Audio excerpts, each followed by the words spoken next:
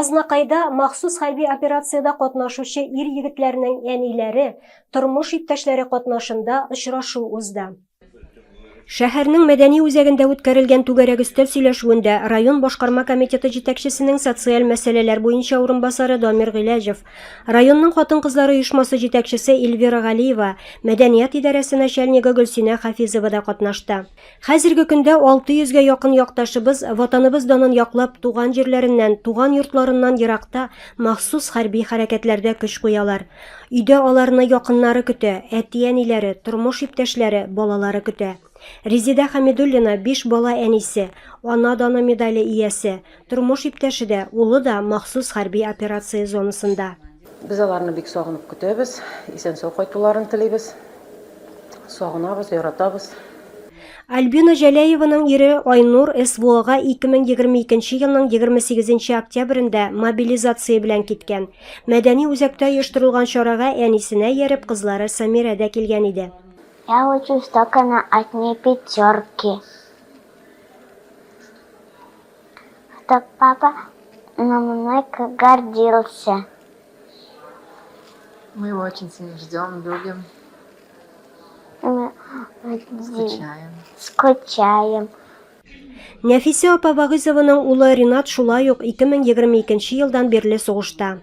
С большим желанием, с большим рвением ушел туда. Октябрьдә 3 ел була. Көнгә 2 мәртә связьга чыга. Өйдә бөтен эшне ул эшләйдер, бөтен өйне, своим домом, бөтен өйне, отопление сам, электричество сам, все сам провел.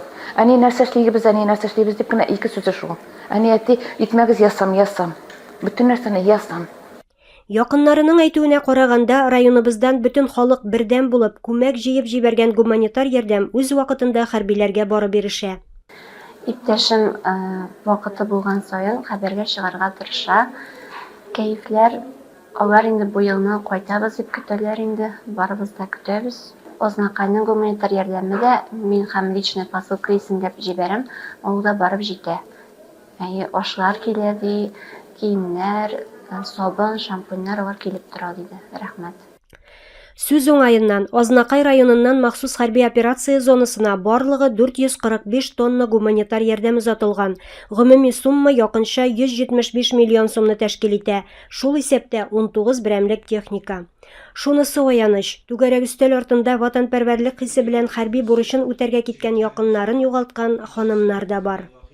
Иптәшем Руслан үз теләге белән махсус хәрби операциягә китте. Аның инде кичкенәдән нашы патриотик тәрбия, ул инде армияга да бара алмыйча калган иде. Сәламәтлеге буенча, менә шушы хыялын ул тормышка ашырам дип, балаларга ярдәм итәм дип, шушы сугышка китте. Очрашу чәй табыны артында җылы атмосферада узды. Җитәкчеләр тарафыннан батыр егетләрнең якыннарына рәхмәт сүзләре әйтелде.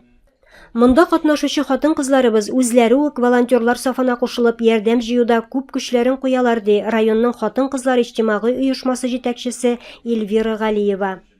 Без 22 елның мартыннан беренче гуманитар конвой җибәреп, менә хатын-кызлар советы берләшеп, җыелышып, уйлаштык та, әле ул вакытта СВО инде указы чыккан, мобилизация югы әле. Но без инде шунда җыелышып, җыйнашып, гуманитар конвойлар җибәрә башладык. Иң беренче гуманитар конвой республикада Азнакай районыннан китте. Ихлас сөйләшүдә Болгар радиосы алып баручысы журналист Дилбәр Фәиз дә бар иде. Ул катнашучыларның һәрберсе белән аерым аралашты. Быелгы язлар илебезгә җиңү алып килсен, ир-егетләребез үз гаиләләренә исән-имин әйләнеп кайтсыннар. Илмира Шәрифуллина, Лилия Валиева, Азнакай телерадиокомпаниясе.